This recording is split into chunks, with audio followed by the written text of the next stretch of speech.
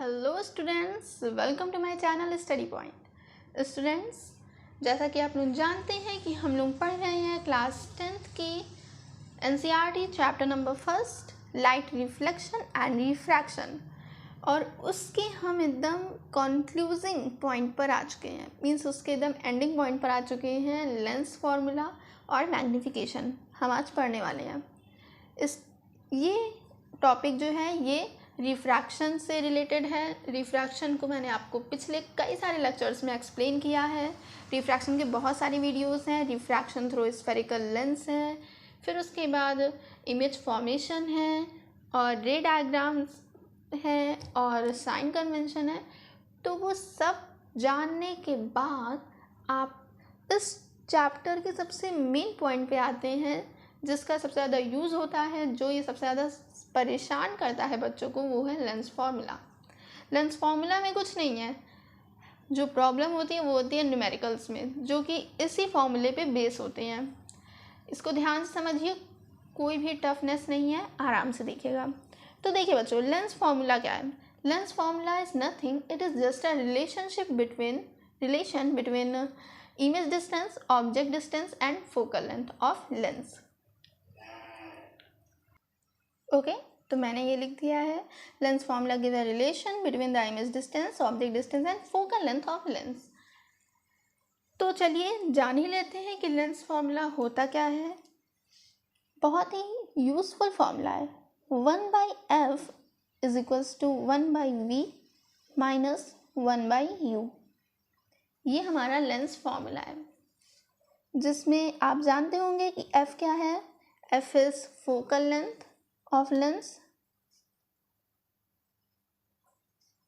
ये कोई भी लेंस हो सकती है, जैसे कि अगर आपके पास कॉन्वेक्स लेंस है, तो मैंने आपको पीछे बताया ही है कि कॉन्वेक्स लेंस के लिए फोकल लेंथ पॉजिटिव होती है और कॉनकेव लेंस के लिए निगेटिव होती है। वो सब हम अलग बात करेंगे, बट अभी इतना समझिए। एफ फोकल लेंथ है, वी इमेज डिस्टेंस है, और यू ऑब्जेक्ट डिस्टेंस।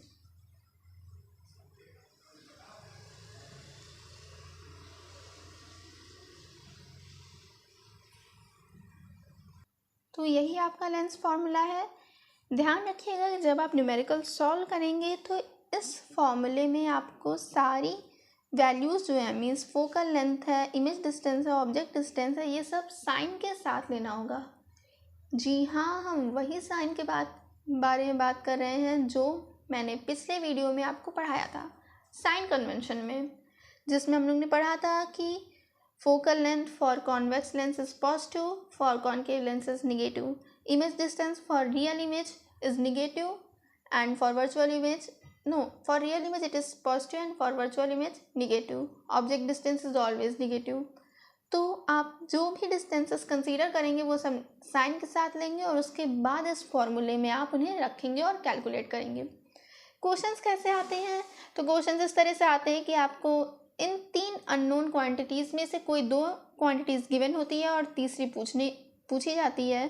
जैसे कि कभी आपको v गिवन होगा, u गिवन होगा, f पूछा जाएगा, f गिवन होगा, v गिवन होगा, u पूछा जाएगा। तो इस तरह से आप वैल्यू पुट करके निकाल सकते हैं। तो ये इतना ही है। चलिए हम मैग्नीफिकेशन के बारे में पढ़ते हैं। So students, magnification, what is magnification? Magnification is the ratio of, magnification just simple एक रेशियो होता है इमेज की हाइट का ऑब्जेक्ट की हाइट से।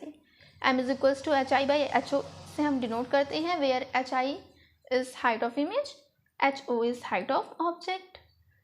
और मैग्नीफिकेशन के केस भी हम बिल्कुल वैसे ही लेंगे जैसा कि हमने लेंस फार्मूला में पढ़ा है। मीन्स मैग्नीफिकेशन में के फॉर्मूले में जो HI और HO है उसको भी हम साइन वाइज ही लेंगे। साइन वाइज मीन्स आपको पता है HO ऑलवेज पॉजिटिव रहेगा, HI 2 तरीके से होगा। फॉर रियल इमेज HI हमारा निगेटिव होगा, और अगर हम वर्चुअल की बात करें तो HI पॉजिटिव होगा। तो इसी इमेज, रियल इमेज या वर्चुअल इमेज के साइन के अकॉर्डिंग ही मैग्नीफिकेशन का साइन भी चेंज होता है। Magnification is positive. M is positive for virtual image.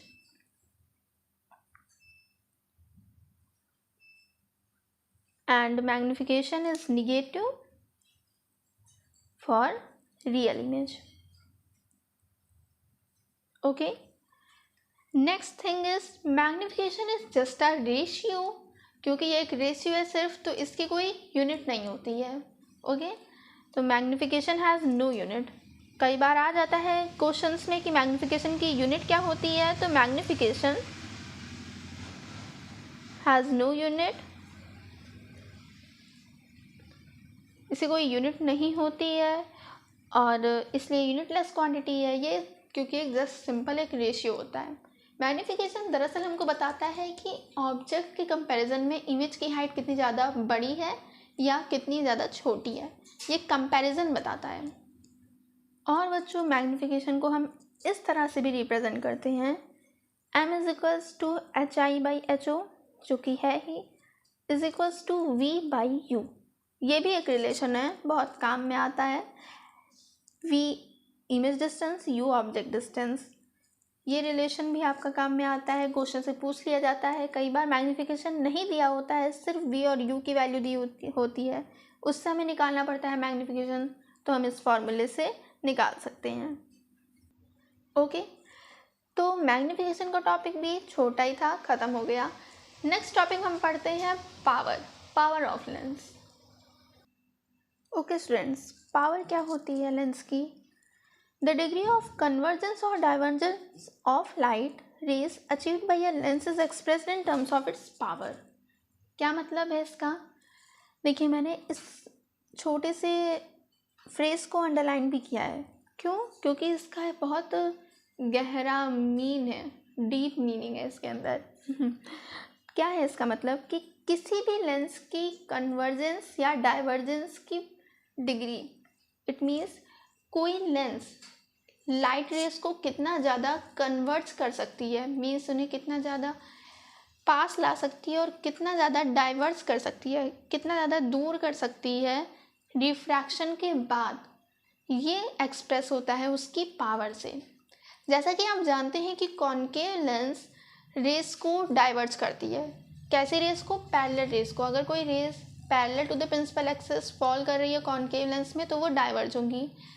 तो वो लेंस कितना ज़्यादा डाइवर्ज कर रही है उस रे को, ये उसकी पावर होगी. इसी तरह से कॉन्वेक्स लेंस भी कोई रे को कितना ज़्यादा कन्वर्ट्स कर रही है, वो उसकी पावर होगी, उस कॉन्वेक्स लेंस की.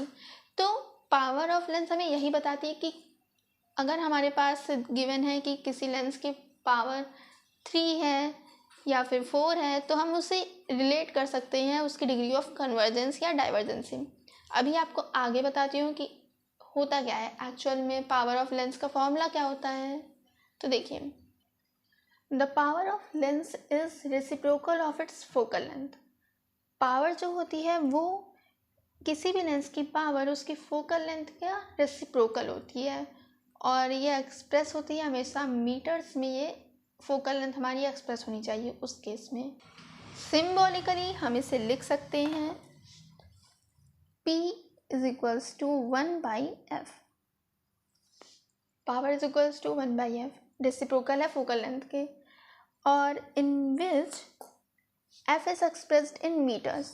f हमेशा मीटर में होना चाहिए. देन पावर की जो यूनिट आएगी वो होगी डायोप्टर. पावर की यूनिट है डायोप्टर. पावर डायोप्टर में एक्सप्रेस की जाती है. ओके, तो ये हमारे पावर हो गई. और आपको इसके साथ ही बता देते हैं हम,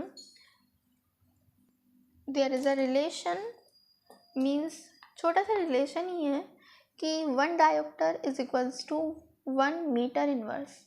आप इसी से देख सकते हैं, पावर को हम डायोप्टर में रिप्रेजेंट करेंगे तो 1/मीटर में होगा फोकल लेंथ, तो इसको हम ऊपर जब ले जाएंगे तो मीटर इनवर्स हो जाएगा. So this is relationship 1 dioptre is equals to 1 metre inverse. और जो इम्पॉर्टेंट बात है वो ये है कि power of concave lens is क्या होगा बताइए आप ही। कॉनकेव लेंस की पावर कैसी हो सकती है, पॉजिटिव या निगेटिव? फोकल लेंथ क्या होती है कॉनकेव लेंस की, निगेटिव होती है ना, तो पावर भी निगेटिव होगी क्योंकि रेसिप्रोकली तो हुआ है, रेसिप्रोकल में साइन चेंज नहीं होता है, तो निगेटिव होगी पावर कॉनकेव लेंस की।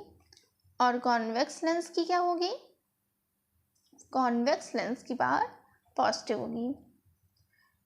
तो बच्चों ये था हमारा पावर में और कुछ नहीं है, लेकिन ये चीज़ बहुत इंपॉर्टेंट है कि कॉनकेव लेंस की पावर कैसी होती है और कॉन्वेक्स लेंस की पावर कैसी होती है। ये चीज़ आपको इस चैप्टर में तो इससे रिलेटेड कुछ क्वेश्चन आएंगे, वो तो रहेंगे ही, बट ज़्यादा इसमें जो यूज़ होगा वो होगा नेक्स्ट चैप्टर में।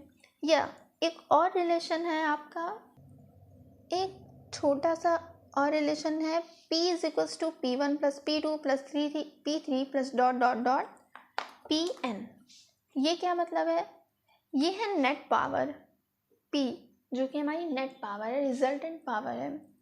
किस केस में, जब हमारे पास दो या दो से ज़्यादा लेंसेज होंगी जो कि आपस में बहुत ही क्लोजली प्लेस्ड हों, तब क्या होता है कि जो नेट पावर बनती है, रिजल्टेंट पावर बनती है उस सिस्टम ऑफ लेंस की, वो इस तरह से गिवन होती है, P1 plus P2 plus P3। ये P1 P2 P3 क्या है, इंडिविजुअल लेंस की पावर्स हैं। एग्जाम्पल के लिए मैं आपको एक फिगर ड्रॉ करके दिखाती हूँ।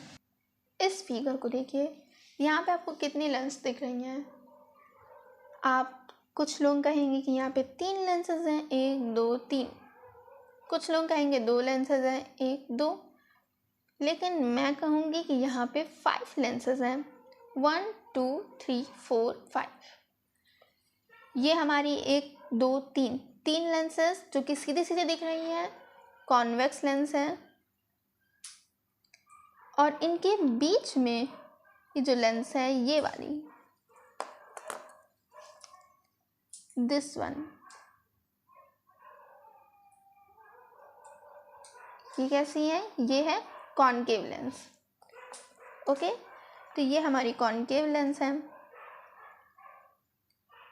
अब आपको ये पता होना चाहिए कि सभी लेंस की पावर डिफरेंट होती है, ये डिपेंड करेगी कि उसकी फोकल लेंथ क्या थी। तो अगर सबकी फोकल लेंथ डिफरेंट है तो सबकी पावर भी डिफरेंट होगी। इसकी पावर अगर P1 है, इसकी इस वाले की पावर अगर P2 है, इसकी P3 है, इसकी P4 है और इस वाले की P5 है, तो जो नेट रिजल्टेंट पावर होगी, मीन्स हम क्या कर सकते हैं कि इस पूरे सिस्टम को हटा के हम एक बड़ा सा लेंस लगा सकते हैं जिसका रिजल्टेंट पावर हम इस तरह से देंगे, P is equals to P1 plus P2 plus P3 plus P4 and plus P5। ये उसकी रिजल्टेंट पावर होगी। अब आप कहेंगे कि ये जो बड़ा सिस्टम हमने लगाया है वो एक्चुअली में कैसा बिहेव करेगा, क्या वो कॉनकेव के जैसा बिहेव करेगा या कॉन्वेक्स के जैसा बिहेव करेगा या दोनों का मिक्सचर। तो देखिए बच्चों, दोनों का मिक्सचर तो कभी नहीं होगा कि कॉनकेव और कॉन्वेक्स दोनों जैसा बिहेव करे, ऐसा तो कभी नहीं हो सकता है। 2 केसेस ही आपके अराइज कर सकते हैं, 2 नहीं 3 केसेस। कौन से केस, या तो अगर आपकी नेट पावर, अगर आपका P निगेटिव आ रहा है, इट मीन्स आप ऊपर से देख सकते हैं कि कॉनकेव लेंस की पावर निगेटिव होती है, मीन्स आपका पूरा सिस्टम कॉनकेव लेंस के जैसा बिहेव करेगा। इसका मीन्स आप इसको रिप्लेस करके एक बड़ा सा कॉनकेव लेंस रख सकते हैं जिसकी पावर ये होगी निगेटिव, मतलब कि नेट पावर जो होगी, इसको N1 लिखते हैं, PN1। ओके, और अगर आपका PN2 means net power positive आ रही है, तो मीन्स पॉजिटिव पावर किस में होती है, कॉन्वेक्स लेंस में, मीन्स आपका पूरा सिस्टम एक बड़े से कॉन्वेक्स लेंस की जैसा बिहेव करेगा। आप इस सिस्टम को हटा के कॉन्वेक्स लेंस रख सकते हैं जिसकी पावर जो PN2 होगी वही होगी। Last case is when net power is 0 भी तो आ सकती है, ज़रूरी थोड़ी ना है कि पावर सारी साइन में ही आए, कुछ ऐसी वैल्यूज़ हम रख सकते हैं P1 P2 P3 P4 और P5 की जगह कि इनका सम जो हो वो 0 हो जाए। तो उस केस में क्या होगा, उस केस में ये होगा कि हमारा पूरा सिस्टम एक ग्लास स्लैब के जैसा बिहेव करेगा। ग्लास स्लैब जानते हैं ना, जिससे कि रिफ्रैक्शन नहीं होगा लाइट का। लाइट जैसे ही इसमें इंटर करेगी वैसे ही, थोड़ा सा नहीं, रिफ्रैक्शन तो होगा बट बेंडिंग नहीं होगी, बाहर साइड भी वैसे ही चली जाएगी। Angle of incidence is equals to angle of emergence, यही सब चीज़ें हैं। तो ये केस आपके बाहर के थे, बस इससे ज़्यादा पेपर में और कुछ नहीं पूछेंगे बेटा, और पूछेंगे ना न्यूमेरिकल पूछेंगे। तो इतना तो आपका थ्योरी का पोर्शन हो गया है। थ्योरी आपकी मैंने पूरी कंप्लीट करा दी है इस चैप्टर की। ये फिज़िक्स का सबसे टफेस्ट चैप्टर बच्चे मानते हैं, क्लास 10th के बच्चे। आगे तो बहुत कुछ है इससे भी टफ है, तो क्लास 10th के बच्चे इसको बहुत टफ मानते हैं, बट ऐसा कुछ नहीं है, इजी है। आप थ्योरी अच्छे से पढ़िए, न्यूमेरिकल्स की प्रैक्टिस खूब सारी करिए, आपके ये बाएं हाथ का खेल हो जाएगा ये चैप्टर। तो आज के लिए बस इतना ही। पढ़ाई करिएगा, नोट्स को रिवाइज करिएगा। तब तक के लिए बाय।